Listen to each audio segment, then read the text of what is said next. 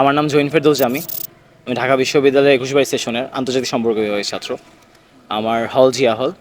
আমি ডাকসুতে ক্রীড়া সম্পাদক পদপ্রার্থী সেন্ট্রাল। ক্যাম্পাস পরিস্থিতি খুবই ভালো, সবার মধ্যে একটা উৎসবমুখর পরিবেশ। আর সবাই চাচ্ছে যে একটা সুষ্ঠু ডাকসুটা হোক। সো সাধারণ শিক্ষা থেকে শুরু করে যারা ডাকসুর ভোটার এবং যারা পদপ্রার্থী, সো সবাই মিলে একটা we have a healthy competition. এবং যারা আমরা প্রার্থীরা আছি অ্যান্ড যারা ভোটার আছে অ্যাজ ওয়েল অ্যাজ, তো তাদের মধ্যে খুব একটা হেলদি একটা চলতেছে অ্যান্ড সবাই খুবই উৎসবমুখর পরিবেশে আছে। সো উই হোপ যে এটা কন্টিনিউ থাকবে টিল দ্য লাস্ট, কারণ যে কোনো মুহূর্তে আমরা জানি যে কোনো মুহূর্তে একটা পলিটিক্যাল একটা স্টিগমা চলেই আসতে পারে। সো এটার থেকে আমরা যতটুকুন পারি নিজেদেরকে সব দল মত নির্বিশেষে একটা সুষ্ঠু যেন নির্বাচন হয়, একটা প্রপার ভালো নির্বাচন আমরা আশা করতেছি। আমার বেসিক্যালি আমার জার্নিটা অনেক বড় আসলে। Starting from 2012 when I first selected in BKSPTID camp বরিশালে। তার আগেও আমি ক্যাম্প প্র্যাকটিস করছি, সো ওই জন্যই আমি বিকেএসপিতে ডাক পাইছি। দেন 2015 সালে বিকেএসপিতে ভর্তি হয়েছি। I had a very long journey with my friends. তারপর অনূর্ধ্ব 14 division, under 16 division, under 18 division, under 19, তারপর ঢাকা ফার্স্ট ডিভিশন খেলতেছি বর্তমানে। সো আমি একজন প্রফেশনাল ক্রিকেট প্লেয়ার, একজন শিক্ষার্থীও বটে। সো দুইটা দুইটাকে কম্বাইন করলে হয়তো আমি মনে করি যে আমার কাছ থেকে একটা বেটার একটা চেস্ট পাবে শিক্ষার্থীরা।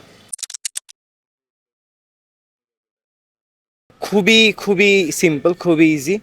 জিনিসটা হচ্ছে যে প্রথমে আমাদের একটা কোটা নিয়ে একটা প্রবলেম চলতেছে বেসিক্যালি। আমরা কোটার প্লেয়াররা আসতেছে, সো অনেকে এটা গ্রহণ করতেছে, অনেকে গ্রহণ করতেছে না। বাট আমাদের একটা কমন গ্রাউন্ড খুঁজতে হবে এটার জন্য। অ্যান্ড এটা যেগুলো যেগুলো গেলে এগুলো পলিসি রিফরমেশনের পলিসি, আরও কিছু পলিসি আছে, যেমন সেন্ট্রাল ফিল্ডে যেমন ক্রিকেট টিম হয়। সো এটার ক্রিকেটের একটা কোচ নাই। ঢাকা ইউনিভার্সিটিতে ক্রিকেট টিম হয় বাট ক্রিকেটের কোচ নাই। ফুটবল টিম হয় বাট ফুটবলের একটা কোচ নাই।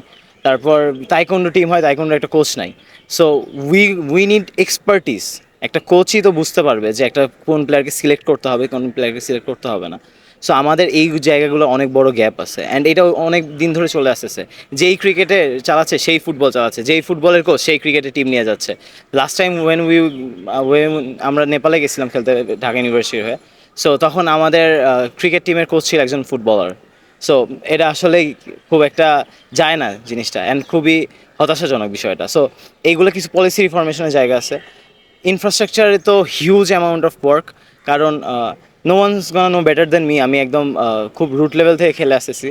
সো এখন যেমন বৃষ্টির সিজন, এখন তো চাইলেই কেউ স্পোর্টসে মানে সেন্ট্রাল ফিল্ডে খেলতে পারতেছে না, মহসিনের মাঠে খেলতে পারতেছে না, জসিমের মাঠে খেলে ইনজুর্ড হয়ে যাচ্ছে।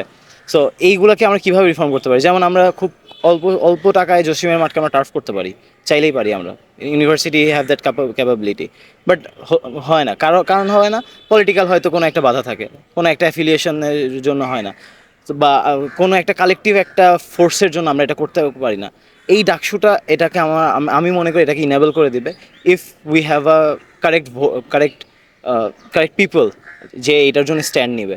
যেমন সেন্ট্রাল ফিল্ডের মাঠ, এগুলো আমরা চাইলে ফিল্টার করতে পারি, ফিল্টার মাঠ করতে পারি। যত বৃষ্টি আসুক তারপরে 1 ঘন্টা আমরা নামতে পারবো, মাঠের ক্ষতি হবে না। মাঠের জন্য পর্যাপ্ত মানুষও নাই। মেয়েদের খেলাটা ইনেবল করতে পারতেছি না আমরা। মেয়েদের মধ্যে অনেক অনেক অনেক জায়গা আছে কাজ করার মতো। যেমন যদি আমি শুরু করি, আমরা স্পোর্টসটাকে শুধুমাত্র বিনোদনভাবে নিই। কিছু কিছু অনেকে আছে যারা স্পোর্টসে কয়েকটা ইভেন্ট নামায় অর্গানাইজার হয়ে হয়তো চাচ্ছে যে আমরা এটা করবো ওটা করবো। But the thing is eventually স্পোর্টসের জায়গা আমরা কীভাবে ইনেবল করতে পারি, অর্গানাইজারের চেয়ে একজন স্পোর্টস পার্সন বেশি বুঝবে। যেমন আমি আপনাকে একটা কথা বলি, স্পোর্টসের কী কী অপরচুনিটিস আছে। As a player you can earn money. আপনি ডেডিকেটেডলি প্র্যাকটিস করতে থাকেন, you will get handsome amount of money. আপনি প্লেয়ার হইতে পারবেন না, আপনি কনসালটেন্ট হইতে পারবেন, আপনি কোচ হইতে পারবেন, আপনি কোচ হলেও টাকা কামাতে পারবেন। বিভিন্ন স্কুল কলেজে আমরা দেখতেছি যে ওমেনদের বাস্কেটবল টিম আছে, মেয়েদের ভলিবল টিম আছে। ওই জায়গায় তো ছেলে কোচ না, ওই জায়গায় আমাদের মেয়ের কোচ দরকার। সো আমাদের মেয়েদেরকে ওইভাবে মাঠে আসা দরকার।